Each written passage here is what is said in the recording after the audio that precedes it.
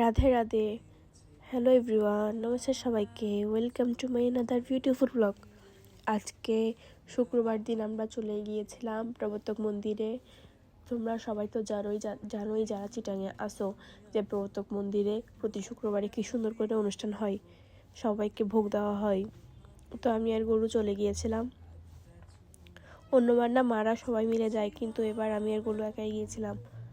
দেশের যে অবস্থা, কেউ তো ঘর থেকেও বেরোতে চাচ্ছিল না, বাট আমি আর গোলু বললাম যে চল যাই ঘুরে আসি। এই যে আমি আর গোলু কিছুক্ষণ বসে প্রার্থনা করতেছিলাম। অনেক সুন্দর করে কীর্তন হয় ওখানে প্রতি শুক্রবারে। আমরা গিয়ে প্রায় অনেকক্ষণ বসছি, অনেক প্রার্থনা করছি, কীর্তন করছি, নাম জপ করছি, অনেকক্ষণ ছিলাম। তারপর প্রণাম করে বের হয়ে গেছিলাম, কারণ আমরা এরপরে আরও একটা মন্দিরে যাব। আমার গোলু না অন্যদের সাথে গেলে অনেক দুষ্টুমি করে, মানে মারা সবাই আমরা যখন বেরোই ও অনেক দুষ্টুমি করে, কিন্তু আমি আর ও যখন বেরোই এই ছেলের মতো শান্ত ছেলে আমি আর দুনিয়া একটাও দেখি নাই। ও বুঝে সব কিছু, যে এখন তো ও একা আছে, ও একা থাকলে আমাকে কীভাবে হ্যান্ডেল করবে, তো ও জানে সব কিছু, যে ও বুঝে। এই জিনিসটা আমার ওর ভালো লাগে।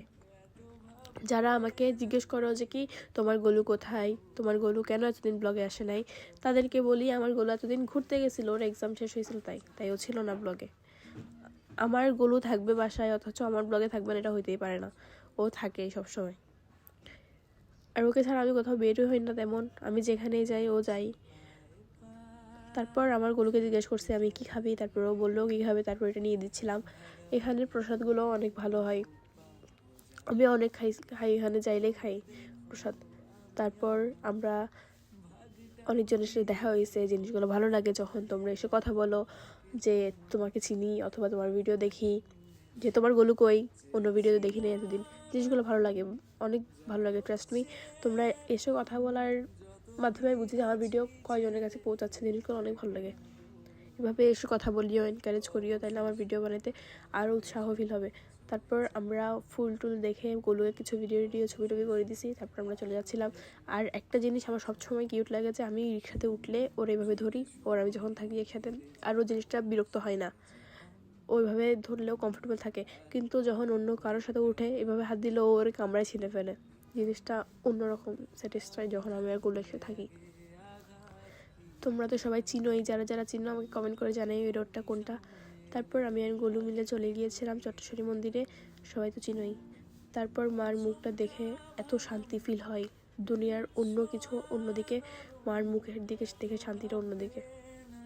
পুরো স্যাটিসফাই, পুরো একটা দিনে ক্লান্তি চলে যায় মার মুখ যখন দেখি। তারপর আমরা মন্দিরে গিয়েছিলাম, অনেক মানুষ ছিল শুক্রবারে, এখানে অনেক প্রোগ্রাম হয়। তারপর অমাবস্যা ছিল, তাই আরও ভিড় বেশি। তারপর আমি আর গোলু নেমে যাচ্ছিলাম মন্দির থেকে বাসে যাওয়ার জন্য, কারণ কল আসতেছিল, দেশের অবস্থা ভালো না।